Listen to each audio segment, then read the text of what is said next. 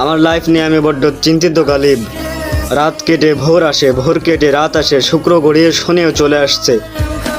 দেখতে দেখতে 26 কেটে 27ও চলে আসছে, কিন্তু আমার জীবনটা সেই এক জায়গায় থেমে আছে।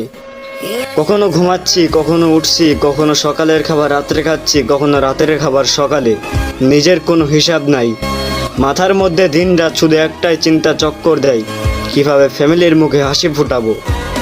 কানে আজানের শব্দ ঠিকই ভেতরে ঢুকছে, মনটাও চাই সেজদায় গিয়ে শান্ত হই, কিন্তু মাথার উপর চেপে বসা কঠিন দুশ্চিন্তায় পা দুটো যেন থমকে যায়। বাস্তবতা বড্ড কঠিন ভাই।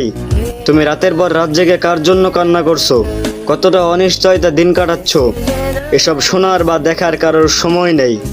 দিন শেষে দুনিয়া শুধু দেখবে তুমি প্রতিষ্ঠিত হতে পারলে কিনা, বাবা মার মুখে হাসি ফোটাতে পারলে কিনা, পরিবারের মুখে হাসি ফোটাতে পারছো কিনা।